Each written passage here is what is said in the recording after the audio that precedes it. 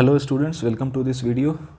तो हम लोग आ चुके हैं इकोनॉमिक्स के लास्ट चैप्टर में रिवीजन करते हुए, और ये चैप्टर ऐसा है जिसमें बहुत ही लिमिटेड टॉपिक्स को हम लोगों को रिवाइज करना है, क्योंकि वही है एग्ज़ाम ओरिएंटेड।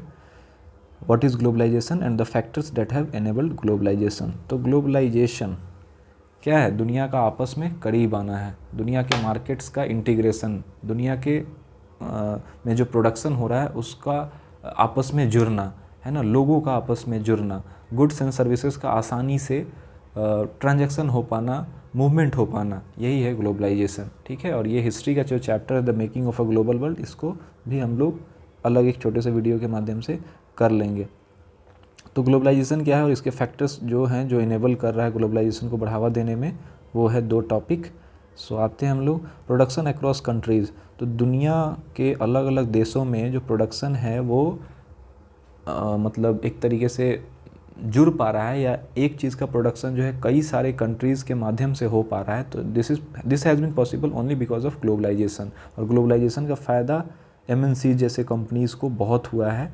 एमएनसीज़ कहने का मतलब क्या है? ऐसे कंपनी जो एक या एक से ज़्यादा देशों में अपने चीज़ों को बना और बेच रहा है। बना एक भी जगह रहा है, बेच कई सारे जगह, देन स्टिल उसको हम एमएनसी कह सकते हैं।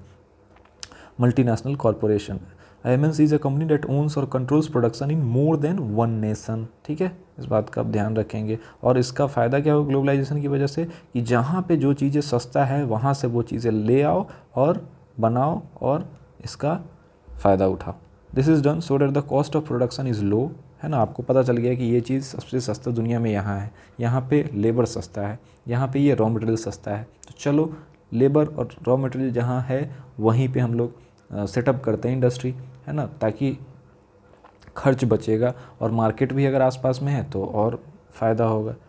तो ये एक एग्ज़ाम्पल है कि कैसे एमएनसीज़ जो है अपने एक वर्क को कॉम्प्लेक्स वे में कर रही है। इन द सेंस कॉम्प्लेक्स वे में कहने का मतलब कि कोई एक चीज़ है और वो कई सारे कंट्रीज़ के हेल्प से हो रहा है, जिसका जो स्ट्रेंथ है उसको ध्यान में रखते हुए। ठीक है, the goods and services are produced globally. आज के समय में एक ही अब गुड हो सकता है, लेकिन उसके कुछ पार्ट्स आ रहे होंगे किसी दूसरे कंट्री से, कुछ पार्ट्स आ रहे होंगे किसी तीसरे कंट्री से, फॉर्म वो असेंबल हो रहा होगा किसी चौथे कंट्री में, बिक रहा होगा किसी पाँचवें कंट्री में, है ना। Interlinking production across countries.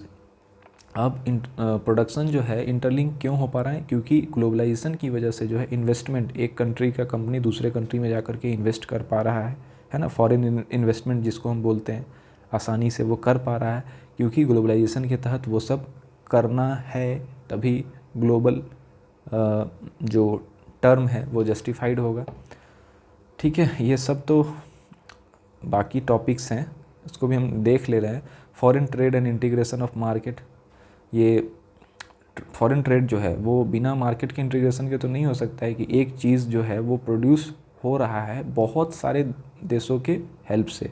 जैसे कि अगर ग्लोबलाइजेशन नहीं होता तो एक कंट्री का सामान दूसरे कंट्री में आसानी से नहीं जा पाएगा, तो उसको वो मार्केट इंटीग्रेशन नहीं कहलाएगा। और मार्केट का इंटीग्रेशन, प्रोडक्शन का इंटीग्रेशन ही तो क्या है? ग्लोबलाइजेशन है। आगे बढ़ते हैं हम लोग डायरेक्ट आ गया हमारा main topic. What is globalization? Globalization क्या है? तो globalization is nothing but the interconnectedness between countries of the world, है ना। अब वो इंटरकनेक्टेडनेस किस रूप में हो सकता है? गुड्स एंड सर्विसेज के फ्लो में हो सकता है, लोग पीपल के मूवमेंट के रूप में हो सकता है, इन्वेस्टमेंट के रूप में हो सकता है। ठीक है, globalization is this process of rapid integration और इंटरकनेक्शन बिटवीन कंट्रीज़। ठीक है, factors that have enabled globalization, ये देख लो। टेक्नोलॉजी है सबसे ज़्यादा इम्पॉर्टेंट फैक्टर, टेक्नोलॉजी है। जैसे कि एक एग्जांपल है कंटेनर का, कि एक समय पे कंटेनर जैसा चीज़ नहीं हुआ करता था, तो गुड्स एंड सर्विसेज को ट्रांसपोर्ट करना मुश्किल होता था शिप्स के थ्रू। अब जो है कंटेनर्स में कोई भी सामान इंटैक्ट एकदम जस के तस आप भेज सकते हो। ठीक है, और बहुत सारी कंपनीज़ जो है केवल कंटेनर्स में ही डील करके आज बिलियन डॉलर की कंपनीज सब है। टेक्नोलॉजी हो गया, टेक्नोलॉजी खास करके अगर आप इंफॉर्मेशन टेक्नोलॉजी, कंप्यूटर साइंस का बात करो, तो इसके वजह से कितना सारा काम आसान हो गया। जितनी भी आज के समय में कम्युनिकेशन आसान हो पाया है, या सोशल मीडिया साइट्स हैं, या फिर जीमेल हो गया, इसके थ्रू कितना आसान हो गया है चीज़ें। तो ये टेक्नोलॉजी, खास करके इंफॉर्मेशन टेक्नोलॉजी एक इम्पॉर्टेंट फैक्टर है। लिबरलाइजेशन, कि कंट्री कितना लिबरल होगा वो भी डिटरमाइन करेगा कि ग्लोबलाइजेशन कितना तेज़ी से होगा। लिबरल होने का क्या मतलब है? लिबरल होने का मतलब है कि आप फ्री मूवमेंट को अलाउ कर रहे हो, है ना। गुड्स एंड सर्विसेज का मूवमेंट आसानी से होने दे रहे हो। किस माध्यम से? आप टैक्सेस बहुत ज़्यादा नहीं लगा रहे हो, है ना, बैरियर के रूप में।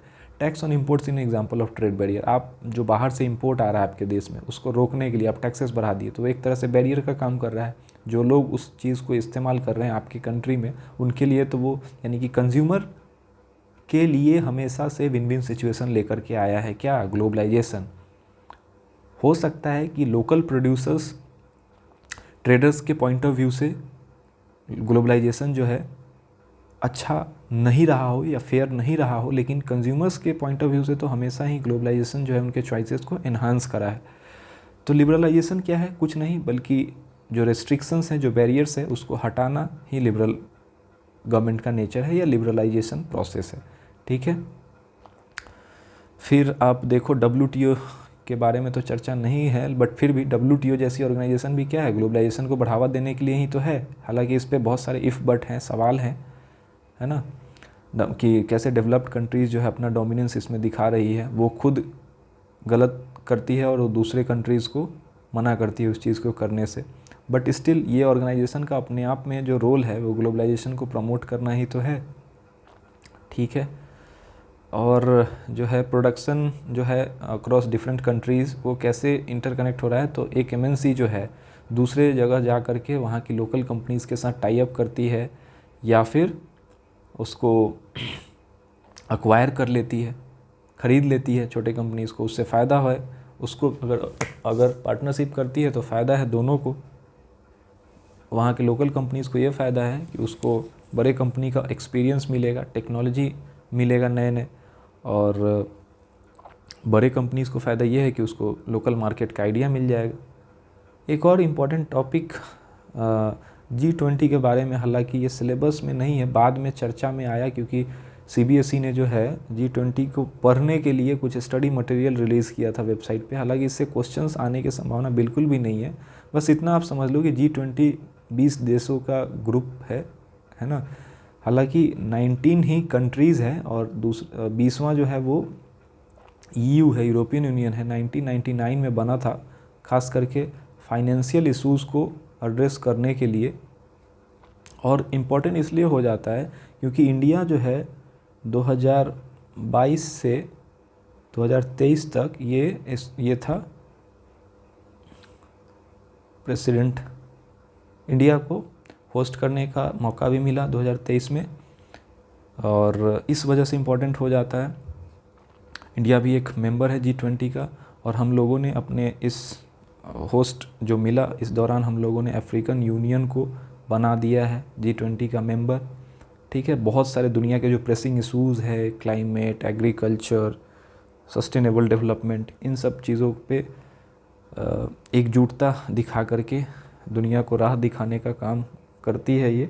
बट ये बहुत सारी चीज़ें जो है बातों तक ही सीमित रह जाती है। इस बार जो इंडिया में जो हुआ है समिट, यहाँ से दिल्ली डिक्लेरेशन बहुत ही इम्पोर्टेंट एक टर्म था जो उस वक्त, हालांकि ये ज़्यादा हो गया क्वेश्चन के पॉइंट ऑफ व्यू से।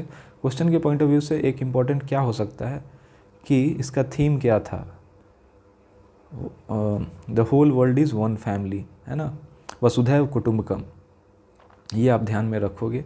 होस्ट थे इंडिया, G20, यूरोपियन यूनियन एक मेंबर है। बस दैट्स इट।